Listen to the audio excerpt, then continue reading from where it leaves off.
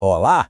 Hoje a gente vai mergulhar no livro Em Guarda do William Lane Craig. Pensa nele como um manual moderno que mostra como defender a fé cristã, sabe? Mas usando lógica e argumentos bem claros. Bora entender como ele monta esse quebra-cabeça?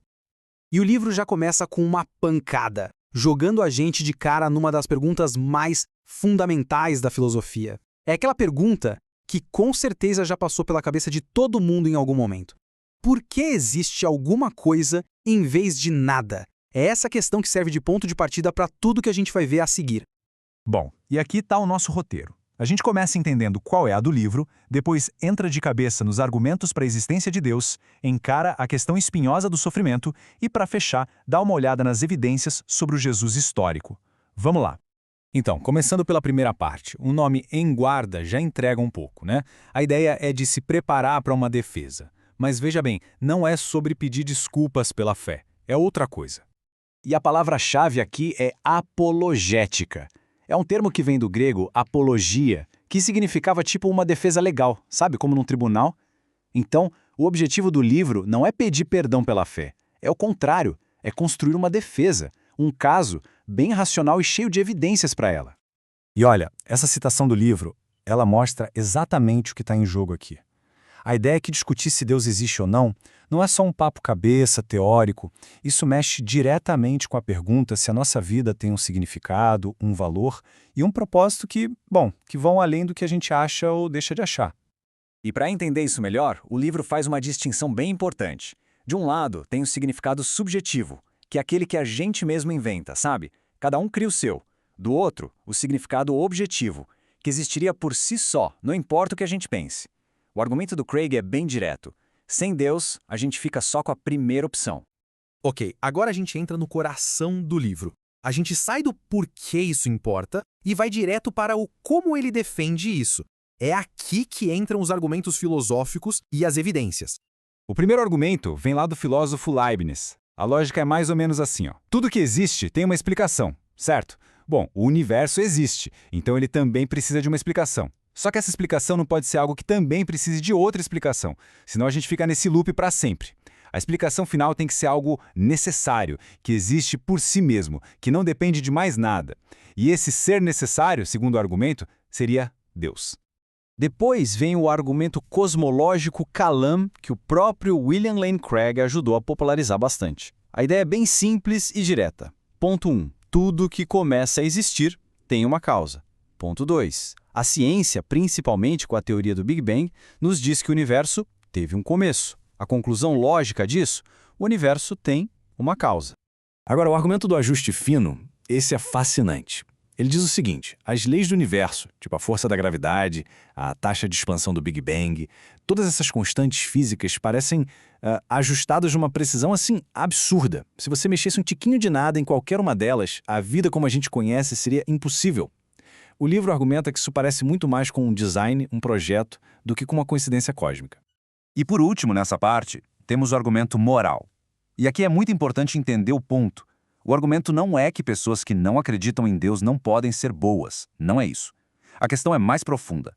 Se Deus não existe, qual é a base para dizer que existe o certo e o errado de forma objetiva? Por que algumas coisas são erradas para todo mundo e não só uma questão de opinião? O livro vai defender que a existência desses valores morais objetivos sugere que existe uma fonte para eles, e essa fonte seria Deus. Beleza, agora a gente chega no que talvez seja o maior desafio para a fé, a objeção mais visceral e pessoal que existe: o problema do sofrimento. É a pergunta que não quer calar, né? Se existe um Deus que é todo-poderoso e ao mesmo tempo puro amor, por que o mundo é tão cheio de sofrimento? Tanta dor, tanta maldade, como conciliar as duas coisas? O livro Em Guarda não foge dessa pergunta, ele encara de frente. E a abordagem do livro aqui é bem interessante. Ele divide o problema em dois. Primeiro tem o problema intelectual, que é uma questão de lógica. Será que Deus e o sofrimento podem coexistir sem uma contradição? E depois tem o problema emocional, que é o nosso sentimento, a nossa dor, a dificuldade de confiar num Deus que permite isso. O foco do livro é no primeiro, mostrar que, logicamente, não existe uma contradição. E para construir essa defesa, o livro sugere uma mudança de perspectiva. E se o propósito principal da vida não for a nossa felicidade aqui agora? E se o objetivo maior for, na verdade, conhecer a Deus? Nessa visão, o sofrimento poderia ter um papel nesse plano maior, mesmo que a gente não consiga entender qual é esse papel agora, sabe? A ideia é que, com uma perspectiva eterna, as coisas mudam de figura. Bom, e com isso, a gente chega na nossa última parte. A gente sai dos argumentos mais gerais sobre Deus e mergulha de vez nas alegações específicas do cristianismo. O foco agora se fecha todo na figura histórica de Jesus. A tese do livro é que, quando a gente olha para as fontes históricas, a gente encontra um Jesus que se via de um jeito absolutamente radical para o seu tempo. Ele não se colocava como só mais um profeta ou um mestre. Ele reivindicava para si uma autoridade e uma identidade que, bom, eram divinas. E é essa identidade única que prepara o terreno para o evento mais central de todos no cristianismo, a ressurreição. Para defender que isso realmente aconteceu, o livro constrói seu caso em cima de 3 pilares. 3 fatos que, segundo o autor, são aceitos pela maioria dos historiadores. E são esses aqui. O livro argumenta que a maioria dos especialistas em história, inclusive os que não são cristãos, concordam com 3 pontos básicos. Primeiro, o túmulo de Jesus foi encontrado vazio pelas mulheres que o seguiam. Segundo, depois da sua morte, várias pessoas e grupos diferentes afirmaram ter visto Jesus vivo. E terceiro, a crença dos discípulos na ressurreição surgiu do nada e de forma muito forte. Eles foram de um grupo com medo e escondido para pessoas dispostas a morrer por essa crença. Essa tabela resume bem a lógica do livro. Ele pega os 3 fatos e testa as explicações alternativas. Será que foi uma conspiração? Bom, isso talvez explicasse o túmulo vazio, mas não explica as aparições nem a crença sincera dos discípulos. Será que ele não morreu de verdade, só apareceu? De novo, não bate. E alucinações? Poderia explicar as aparições, mas e o túmulo vazio? O argumento é que a única explicação que dá conta de todos os 3 fatos, sem deixar em pontas soltas, é a ressurreição. Então a conclusão do livro é a seguinte.